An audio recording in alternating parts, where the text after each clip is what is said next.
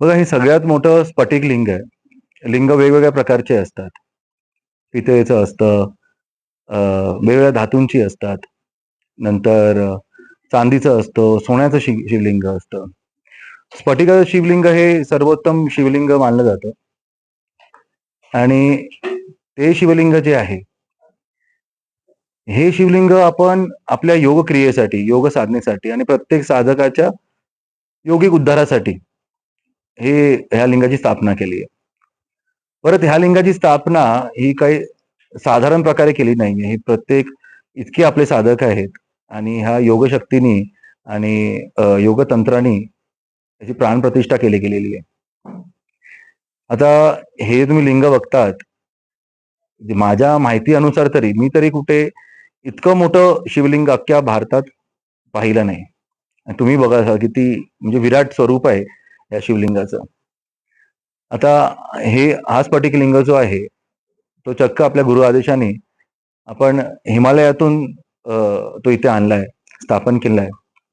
आणि तुम्ही जर बघाल की पूर्ण विग्रहच हा महादेवाचा हा 4-4.5 फुटा एवढा आहे.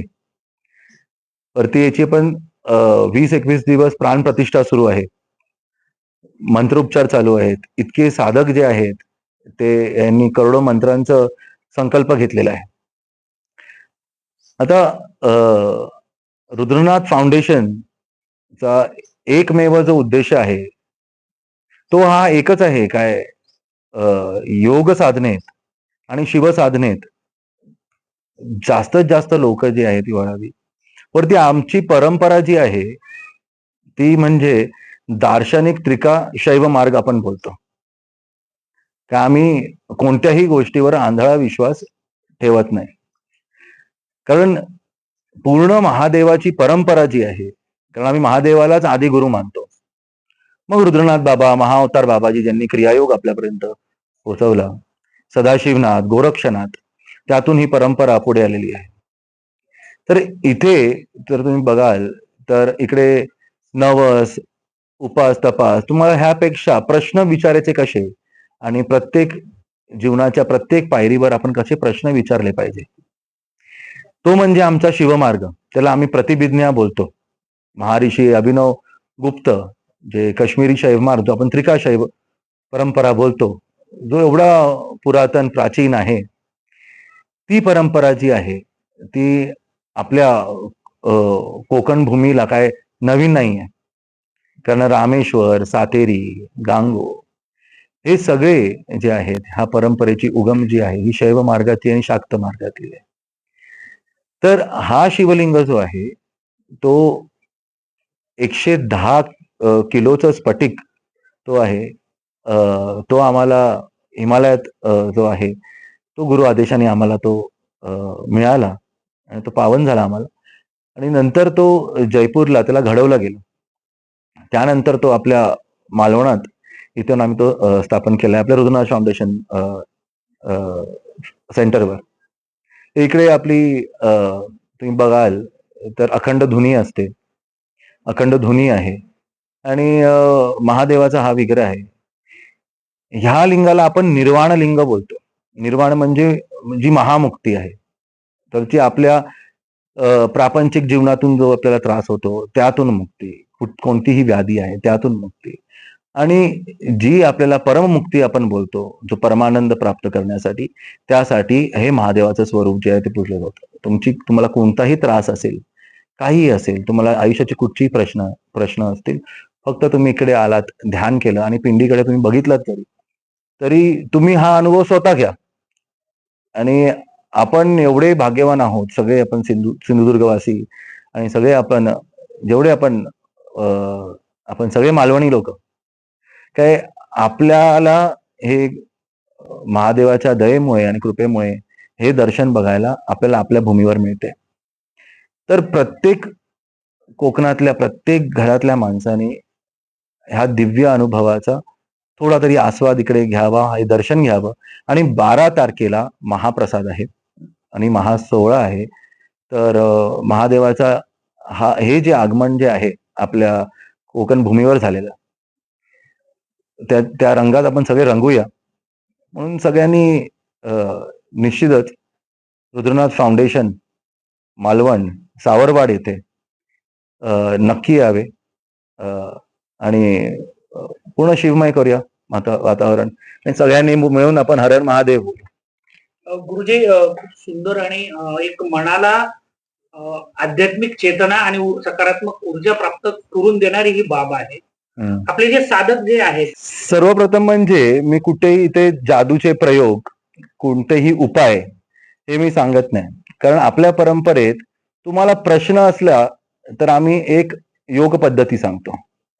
ती योग पद्धती जी आहे, आता ती योगासन आहे, ते प्राणायाम आहे, ती साधना आहेत, ती तुम्ही करा आणि तुम्हाला तुमच्या प्रश्नाचं उत्तर मिळेल. हे आमचं मूलतत्व आहे.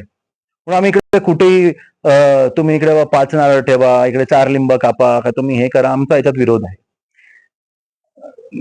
आमचं अलंकार म्हणजे फक्त रुद्राक्ष घातलं तर, नाहीतर लोखंडाचं फक्त आम्ही कडं हातात घातलं तर. बाकी आमच्याकडे आम्ही काय असे पत्रिका बघणारे वगैरे आम्ही याच्यात काही मानत नाही. कारण आम्ही स्वतःला शिवसमर्पण केलेलं आहे. तर छत्रपतींनी स्वतःचं आयुष्य महादेवाला समर्पण केलं आणि तिकडे शपथ घेतली स्वराज्याची. हा, तर तीच फिलॉसॉफी जी आहे ती आपल्या शिव परंपरेतली, शाक्त परंपरेतली आहे. एकदा तुम्ही नतमस्तक झालात महादेवाकडे तर महादेव बघतील. महादेवाला अक्कल शिकवायला आपल्याला करायचं. म्हणून तुम्ही जेवढे बघताय, जेवढे वेल एज्युकेटेड आणि चांगल्या बॅकग्राऊंडचे ही माणसं आहेत, कोण आर्किटेक्ट आहे, कोण फिल्म मेकर आहे, कोण सायंटिस्ट आहे, कोण मोठ्या पदावर असणारे इंजिनियर्स आहेत, हे सगळे लोक जे आहेत, इंटरनॅशनल साधक आपले पण आहेत, हे सगळे जे आहेत, कारण यांना जेव्हा त्यांनी मला प्रश्न विचारला, कारण आपल्याकडे विज्ञान भैरव तंत्र जेव्हा महादेव स्वतः पार्वतीला, माता पार्वतीला सांगतात आणि माता पार्वती सगळ्या आयुष्याचे प्रश्न त्यांना विचारते. 112 प्रश्न आहेत. तर ती बोलते, बाबा आयुष्य काय, मी जगू कसं, हे सगळे सगळे प्रश्न येतात. पण एकदाही महादेव सरळ उत्तर देत नाही. ते बोलतात, बाबा ही साधना कर, असा श्वास घे, असं ध्यान कर, तुला ह्याचं उत्तर मिळेल. कारण प्रत्येकाला प्रश्न जरी सेम पडला, सूर्य कसा आहे, जर हा जरी प्रश्न प्रत्येकाला पडला, पण प्रत्येकाला सूर्याला समजण्याची जी क्षमता जी आहे ती प्रत्येकाची वेगळी आहे, भिन्न आहे. म्हणून प्रत्येकाला सेम उत्तर नसू शकतं. म्हणून साधना मार्ग तुम्हाला शोध घ्यायला शिकवतो. जिकडे तुमचा शोध संपतो तिकडे तुमचं अध्यात्म संपते. माणसाने नेहमी त्या शोधात असावं, कारण तो शोधच तो ईश्वरी तत्व आहे. तर आणि ह्या प्रोसेसमध्ये म्हणजे लोकांना इतकं काय सापडलं, म्हणजे मीही अजूनही त्या शोधातच आहे. तर जसं बोलतो आपण, हा काफिला आहे, हे चलता रहेगा. फक्त काय, हे सगळी वेडी लोक एकत्र येऊन त्या महादेवाच्या नावात रमलेली आहेत आणि हा वेड्याचा बाजार आहे. हा शिवमय झालेला आहे.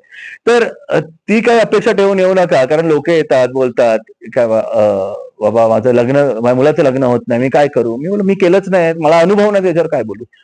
तर तर असे खूप हे येतात. तुमच्या सगळ्या प्रश्नाचे, म्हणजे तुम्ही डोळे उघडल्यापासून त्या आजपर्यंत जितकेही प्रश्न सगळ्याची तुम्हाला उत्तरं मिळतील. कारण त्या उत्तर सापडण्यासाठी एक टेक्निक जी आहे, एक योग क्रिया जी आहे, एक साधना जी आहे, ती मी तुम्हाला सांगू शकतो. महादेवाच्या प्रेरणेने तुम्हाला सगळं काय मिळेल. मुळात निर्वाण लिंग म्हणजे याचं प्राणप्रतिष्ठाच असं आहे का तुम्ही सगळ्या गोष्टीतून मुक्त होतात. सगळ्या गोष्टीतून मुक्त म्हणजे कसे काय, तुम्हाला आजपर्यंत तुमची परमेश्वराची एक परिभाषा असेल, ती आई वडिलांनी सांगितलेली आहे, समाजाने सांगितलेली आहे, ती कोणीतरी सांगितलेली आहे, पण तुम्हाला माहितच नाही. त्याच्याकडे तो चतुर्भुज असेल, पिवळं पितांबर घातलं असेल, का तो कसाही असेल, डमरू असेल हातात वगैरे, हे पण खरंच जेव्हा पण तुम्ही प्रेमात पडाल ह्या शोधाच्या, तर तो प्रवास खूप मोठा आहे. तर त्यासाठी तुम्ही त्या प्रत्येक तुमची भ्रांती जी आहे त्यातून पण तुम्ही मुक्त झालात, तर तुम्हाला ती अध्यात्माची नशा जी आहे ती कुठे कुठे चढते. तर त्यासाठी हा निर्वाण लिंग आहे. दुसरी गोष्ट, तुम्हाला कुठचीही बॉडीली प्रॉब्लेम असतील, काय तुम्हाला व्याधी असेल, कुठच्याही आजारातून असतात, हे असं मी बोलत नाही काहीतरी रातोरात काहीतरी चमत्कार होणार. पण खूप लोकांना एक जबरदस्त रिकव्हरी आणि ही मिळाली, कारण आपल्याकडे एक तुम्ही आता शिकलेले माणसं ह्याला प्लेसिबो इफेक्ट बोलत असाल, असून द्या प्लेसिबो, पण तो प्लेसिबो इनिशिएट करण्यासाठी पण काहीतरी प्रेरणा तुम्हाला इकडनं मिळते. जर प्लेसिबो पण माणूस तरी बरा होतोय. ठीक आहे. तर तुम्ही कुठचाही त्रास असेल, काहीही असेल, फक्त तुम्ही इकडे येऊन 5 मिनिटं जरी बसलात आणि फक्त या शिवमय वातावरणात तुम्ही आनंद जरी घेतलात, तरी तुम्ही ह्या शोधात खूप पुढे जाऊ शकता. तुम्ही हिमालयापेक्षा आपलं सह्याद्री जुनं आहे. तेच मला म्हणायचं. दुसरी गोष्ट जी आहे की अगस्त्य मुनींपासून मोठमोठ्या सिद्धांनी इथे साधना केलेली आहे. तुम्ही जर मच्छिंद्र गडावर जरी गेलात, तर मच्छिंद्रनाथ आणि नाथ परंपरा ही राहिलेली आहे. तुम्ही शिलाहारांपासून जर बघितलं ते सातवनापासून, तर हा कोकण पट्टा जो आहे तो खूप समृद्ध राहिला आध्यात्मिक दृष्टिकोनाने.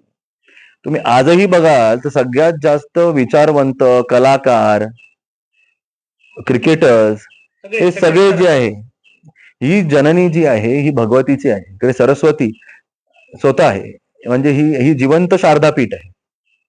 तर कोकणात काही नवीन होत नाही. कोकणात जे होतं ते पुन्हा इकडे येते, बाकी काय हे नाहीये. दुसरी गोष्ट, हा लिंग आता बसला नाहीये. 5 वर्षापासून इकडे आपला एक पूर्व प्रतिमा होती, जोडा लिंग होता. तर ह्याच्यासाठी ती साधना पूर्ण त्या पूर्व लिंगावर संस्कार सगळे होत होते. का आम्हाला वेळ आल्यावर त्याची दिशा, मार्गदर्शन आणि जे आहे इशारा, तो सगळा आम्हाला मिळणार होता. आणि मग भगवतीचं आगमन झालं आणि मग ध्यान स्वरूपात आणि इकडे आम्हाला संकेत झाला की हा अमुक तारखेला ह्या वेळी असा दगड आहे, इतक्या किलोचा आहे, ह्या जागेवर आहे, आम्हाला सांगितलं गेलं.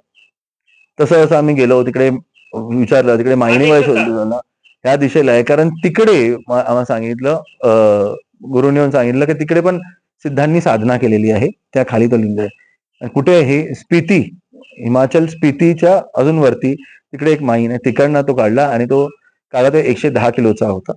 तो 30% आता पूर्ण हे करून रिमूव्ह करून तो ही प्रतिमा झालेली आहे.